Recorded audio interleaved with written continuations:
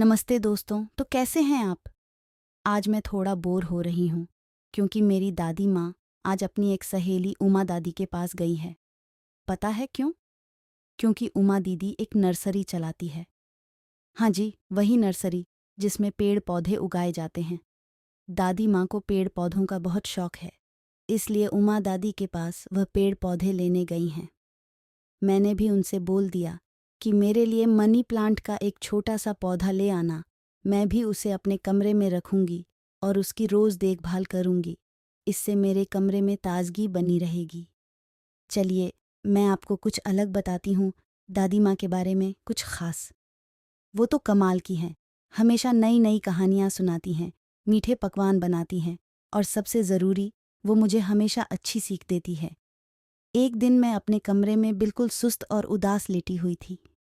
इतनी देर में मेरी दादी माँ मेरे लिए फलों का जूस लेकर आई और बोली, तुम इसलिए इतनी सुस्त हो क्योंकि तुम योग नहीं करती और कोई भी व्यायाम नहीं करती।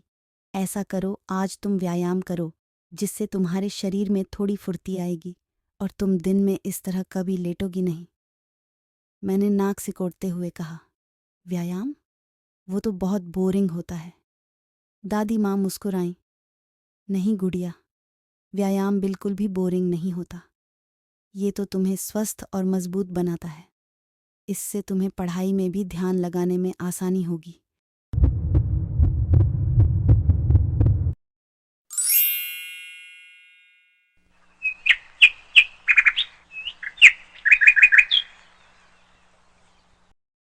उन्होंने मुझे बताया कि व्यायाम कई तरह के होते हैं, जैसे दौड़ना, कूदना और योग करना।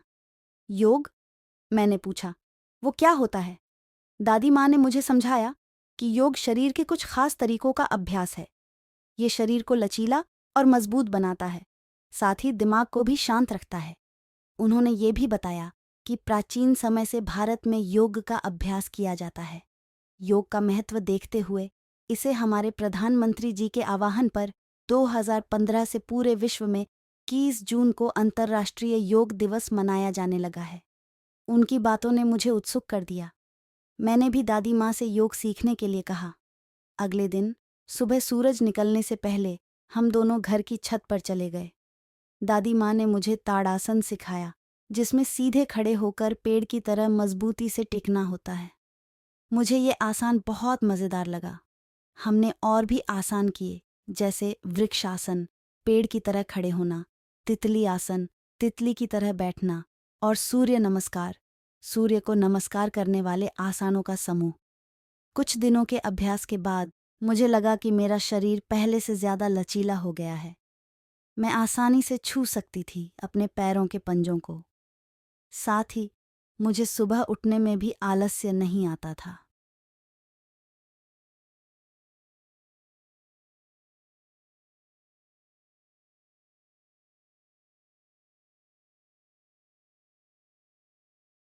एक सुबह दादी माँ ने सुझाव दिया कि हम घर के बाहर पार्क में टहलने जाएं। पार्क जाना भी एक तरह का व्यायाम है, उन्होंने बताया। पार्क में घूमते हुए मैंने ताज़ी हवा ली और पेड़ पौधों को देखा। कुछ बच्चे फुटबॉल खेल रहे थे, कुछ लोग अपने पेट्स को टहला रहे थे और कुछ बुजुर्ग आपस में बातचीत कर रहे थे। वातावरण बहुत खुशनुमा था। पार्क में टहलने के बाद मुझे ऐसा लगा जैसे मेरा दिमाग बिल्कुल शांत हो गया है। दादी माँ ने बताया कि प्रकृति के बीच टहलने से तनाव दूर होता है और मन को शांति मिलती है।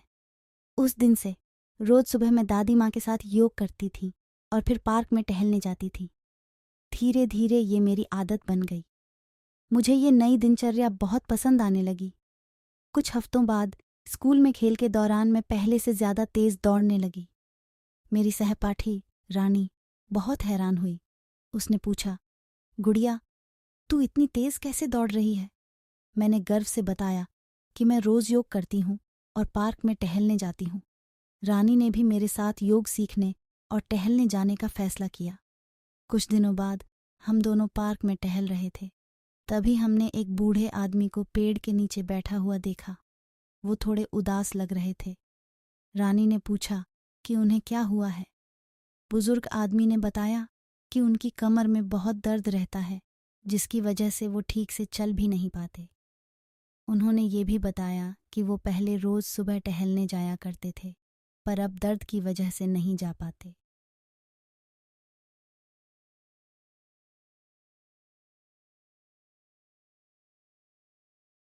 मुझे उनकी बात सुनकर बहुत दुख हुआ। याद आया दादी माँ का वो किस्सा, जब उनकी कमर में दर्द था। दादी माँ ने बताया था कि कैसे योग के कुछ आसन करने से उन्हें बहुत फायदा हुआ। मैंने रानी को देखा और कहा, चलो उन्हें कुछ आसन सिखाते हैं। रानी थोड़ी हिचकिचाई। लेकिन हम तो अभी बच्चे हैं, मैंने उसे समझाया। दादी माँ कहती हैं कि योग करने के लिए किसी उम्र की पाबंदी नहीं होती। जरा कोशिश करते हैं। हम दोनों उन अंकल के पास गए और उनसे पूछा कि क्या वो योग सीखना चाहेंगे। वो पहले तो थोड़े झिझके, पर फिर उन्होंने हामी भर दी। हमने उन्हें कुछ आसान आसान सिखाए, जैसे ताड़ासन और वृक्षासन। ये आसन कमर दर्द को कम करने में मददगार होते हैं। अंकल पूरे ध्यान से सीखा और उन्हें ये आसन पसंद भी आए। उन्होंने कहा कि उन्हें पहले से थोड़ा कम दर्द हो रहा है। ये देखकर हमें बहुत खुशी हुई। हमने उनसे कहा कि वो रोज़ाना ये आसान करते रहे, ज़रूर फ़ायदा होगा।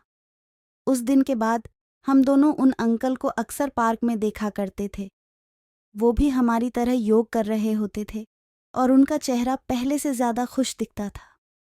इसके बाद रानी और मैंने यह फैसला लिया कि शाम को पार्क में जितने छोटे बच्चे हैं, हम उनको थोड़ा सा योग सिखाएंगे। ये देखकर मुझे एहसास हुआ कि योग सिर्फ हमारे लिए ही नहीं, बल्कि हर किसी के लिए फ़ायदेमंद है। ये न सिर्फ शरीर को मजबूत बनाता है, बल्कि मन को भी शांत रखता है। तभी से मेरी ज़िंदगी में योग, व्यायाम और वॉक एक अहम हिस्सा बन गए। और ये सब दादी माँ की ही देन है। उनकी कहानियों और सीख ने मुझे न सिर्फ स्वस्थ रहना सिखाया, बल्कि दूसरों की मदद करने का महत्व भी समझाया। अब मैं आपको बताती हूँ कि योग इतना महत्वपूर्ण क्यों है और वॉक से हमें क्या फ़ायदे होते हैं। इससे हमारे पैर मजबूत होते हैं, सारा दिन तरोताज़ा महसूस होता है, आसपास की खूबसूरती को देखने का भी मज़ा आता है, ताज़ी हवा में सांस लेने से अच्छा लगता है, शरीर लचीला बनता है, दौड़ने में आसानी होती है, मन शांत रहता है, जिससे पढ़ाई में ध्यान नहीं भटकता, पूरे दिन अच्छा महसूस होता है। तो क्या आपको भी स्वस्थ रहना है, तो आपको भी मेरी तरह रोज़ सुबह दादी माँ के साथ वॉक करना चाहिए। और इसके अलावा शाम को थोड़ा सा योग भी करना चाहिए। योग हमारी सांसों पर केंद्रित एक अभ्यास है। आप इसको करके देखिए, आपको महसूस होगा कि आपका दिमाग ज़्यादा शांत हो गया है, और जब दिमाग शांत होता है तो हमारा पढ़ाई में भी मन लगता है। विचलित मन हमें उदास और बीमार रखता है। आप भी सोचते होंगे कि ये गुड़िया रोज़ नई बातें कहाँ से सीखती है। अगर आपको भी ऐसी मज़ेदार और अच्छी बातें सीखनी है तो प्लीज़ मेरे चैनल को सब्सक्राइब करें। ऐसे ही प्यारी प्यारी रोचक जानकारियाँ मैं आपके लिए लाती रहूँगी। आपका मेरी वीडियो देखने का बहुत बहुत शुक्रिया।